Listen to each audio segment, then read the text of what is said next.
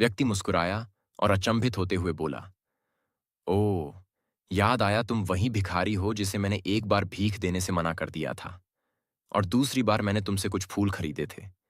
लेकिन आज तुम ये सूट बूट में कहाँ जा रहे हो और आजकल क्या कर रहे हो?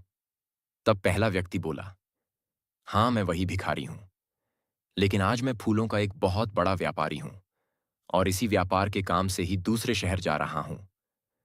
कुछ देर रुकने के बाद वह फिर बोला, आपने मुझे पहली मुलाकात में प्रकृति का वह नियम बताया था जिसके अनुसार हमें तभी कुछ मिलता है जब हम कुछ देते हैं। लेन देन का यह नियम वास्तव में काम करता है। मैंने यह बहुत अच्छी तरह महसूस किया है, लेकिन मैं खुद को हमेशा भिखारी ही समझता रहा। इससे ऊपर उठकर मैंने कभी सोचा ही नहीं। और जब आपसे मेरी दूसरी मुलाकात हुई, तब आपने मुझे बताया कि मैं एक व्यापारी बन चुका हूं। अब मैं समझ चुका था कि मैं वास्तव में एक भिखारी नहीं, बल्कि व्यापारी बन चुका हूं।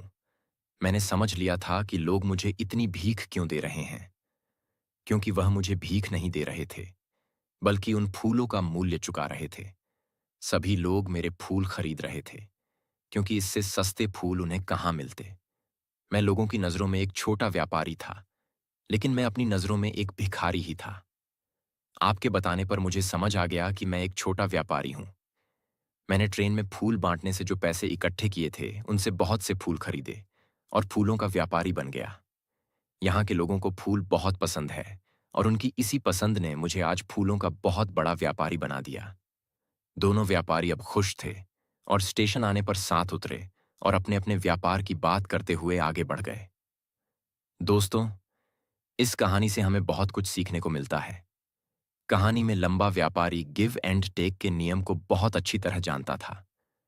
दुनिया के सभी बड़े व्यापारी इसी जीवन के नियम का उपयोग करके सफल हुए हैं। इस फार्मूले को उसने भिखारी को भी बताया। भिखारी ने इस प्राकृत नियम को अपना लिया और इसका असर उसके जीवन में साफ दिखाई देने लगा। उसने अपनी सोच बदली और उसकी जिंदगी बदल गई। यह कहानी हमें बताती है कि हम यदि अपनी सोच बदल लें तो कुछ भी हासिल किया जा सकता है।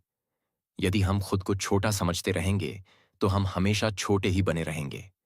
बड़ा बनने के लिए हमें अपनी सोच को बदलना होगा और खुद के बारे में बड़ा सोचना होगा।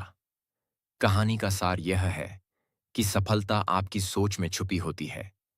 खुद का आत्मसम्मान जगाए अपनी सोच को बड़ा बनाइए और देखिए कैसे आप सफलता के शिखर पर पहुंच जाते हैं।